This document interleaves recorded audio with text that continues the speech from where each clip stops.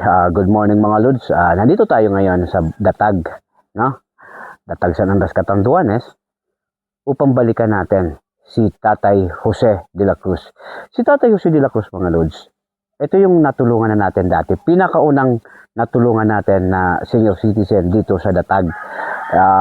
Buwan ng December, nang una natin siyang pinuntahan. Nakadalawang na actually tayo mga Lods. Pero itong nagdaang buwan, itong nakarang gabi, medyo sumagit na naman sa isipan ko, ano kaya kung kumustahin ko ulit si Tatay Jose kasi napanaginipan ko siya. So mga Lods, may dala tayong konting ayuda sa kanya para kay Tatay Jose. No? Si Tatay Jose kasi mga Lods, mag-isa lang na namumuhay dito na totally blind na. No? So ito yung kanyang bahay mga Lods. So titingnan natin mga Lods, pasukin natin para makita natin yung kalagayan ni Tatay Jose. Hello Tay! Ay, Okay, kumusta ka na? ay, aslaw. Natakang-taka daw ng mic. Yung pag-alog kayo ng may nito, hindi ka gapaya luwas. Iyo mo na. Luwas mo sa nakara. Ay, Kumusta? hindi pa sa luwas. Oh, ang pumirong ang huling hilingan ta, December pa no, tay? Kawatan, no? Oo, kawat na no. December, January, February, March, April, May. Isang taon na. Oo, di pa man, mga 5 buwan naman. Oh, kumusta ka na after 5 months na pagkahilingan ta? Kumusta ka na? Dati, maayos din. Pagbanggi, nakahiling ka. Medyo nakaaninag. Iyo man. Pag-aga lang talaga. Hmm. Paano magasap na naman? Awan yun. Ay, magasap naon. Oh, iga. Okay. Anong biga pa ya? Anong mo sa nauya? Gibo. Iga. Mas kanon siya na. Ito mga Lods, pakita mo. Ito lang yung ano ni Tatay Jose, no?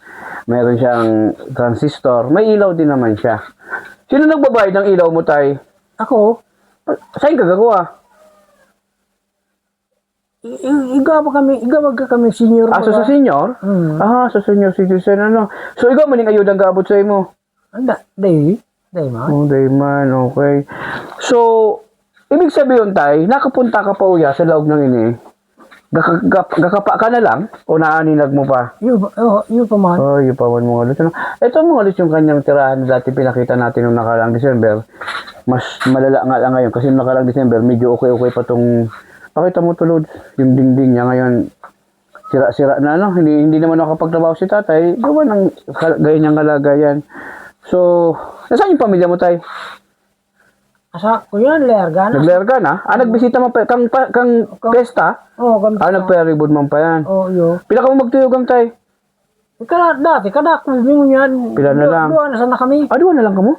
Oh, okay. Isisenda para uwi mo. Bukod sa mga kapitbahay mo, biniling-iling ka man da. Yun sa kapitbahay ko. Bituwangan ka man? Yung man. Okay. Kahit pa paano mga Lods na malaking bagay din talaga yung mga kapitbahay katulad nito kay Tatay Jose kasi kahit pa paano tinitingnan din naman siya. Pero ito mga Lods, nung nakaraan, nung unang punta natin dito medyo maayos pa to, no? So, ngayon, ito, Tay, gusto, kung maayos kayo ni? Ngayaw? Oo, kang ini mga dingding mo lang ini, madingdingan man lamang. Miski baya Yung ano eh. Yeah. Di pa man yung mahingayad. Kung pahingaya doon ta. Di man yung problema. Okay, siguro, mga Lods. Tanaw, ayaw ka nagabag-bagay di. Oo, okay, Di pa paano. kahit ito man lang, pakita mo to, Lods. Atas ka, Lods.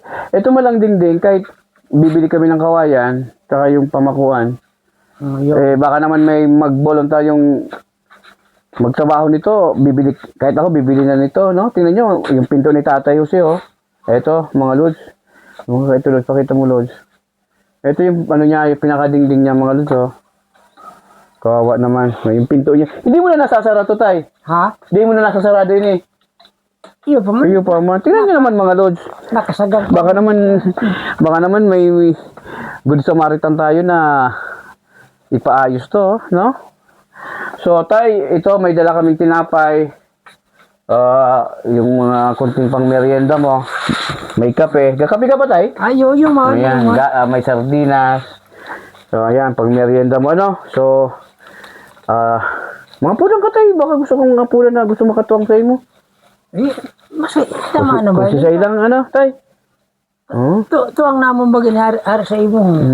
Okay, mga Lods, ito ang kagandahan pag mayroon tayong pondo sa darapon ng buhay, kasi tulad nito kay Tatay Jose, naalala ko na nangangailangan talaga ng tulong. So, binalikan natin after 5 months.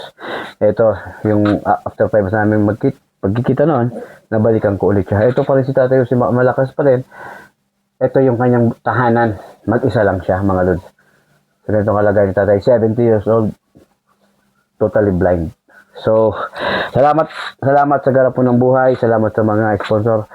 And salamat sa inyong tulong na mayroon tayong pundo para sa atin garapon nang mayroon tayong nadudukot sa oras ng ganitong pangangailangan para kay Tatay. Yan ang importante. Okay, muli, Barangay Datag. Have a nice day, mga lods.